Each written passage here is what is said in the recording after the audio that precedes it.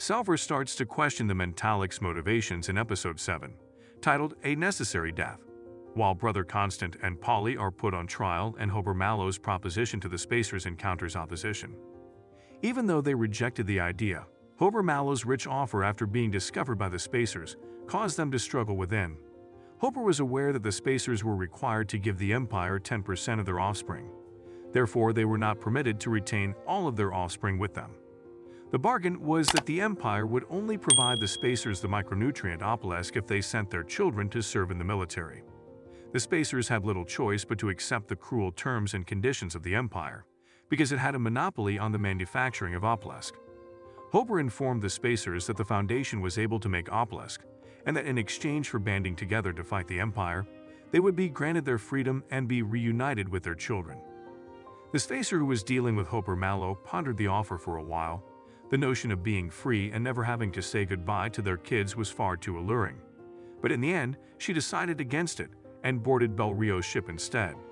Hober Mallow was aware of his predicament, yet he always managed to defeat his adversaries, by hook or by crook. Beaky was let go by Hober Mallow, who also diverted Bel Rio's and Glon. Then, in order to save his life, he took control of a Whisper ship and made the jump. He was already aware of what Hober Mallow had done before Polly and Constant went to meet him, and as a result he had made up his mind not to negotiate a peace deal with them when they arrived. Brother Day was confronted by the digitized Hari Seldon, who had been inside Constant's head the entire time, and warned him about the repercussions of refusing to make a peace treaty with the Foundation. Hari Seldon was the one who had existed inside the vault. He warned him not to make the mistake of thinking the Empire was weak, since defeat was inevitable. Brother Day, however, saw little to no effect from the threat, and was convinced that Hari Seldon's psychohistory predictions would be wrong. As a result, he requested Bel Rios to send his fleet to the Outer Reach so they could seize control of Terminus and rob it of its valuables. Glon advised Bel Rios that the moment had come to stage a coup in opposition to the Empire's oppressive rules and policies.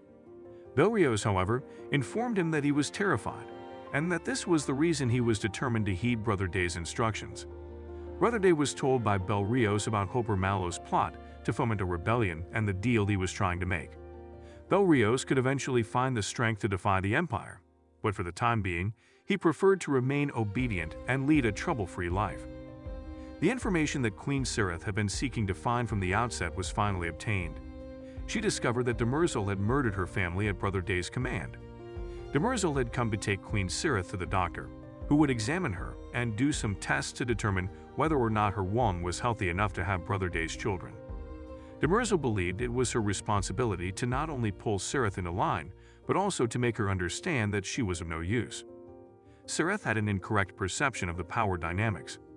In order to scare her, Demerzel told Sirith on her face that it was she who had slain her family members after she had instructed the doctor that nothing would be inserted into her womb until she married Brother Day.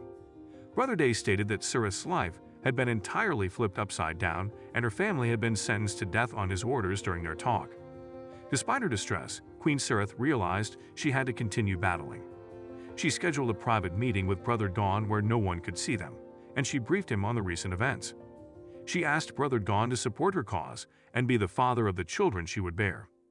Dawn was assured by Sirith that he would not develop like Day since he was compassionate rather than the other way around.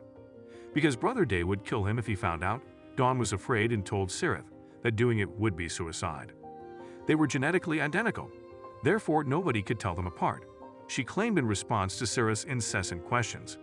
Dawn was terrified, but he couldn't resist Sirith since he was so drawn to her.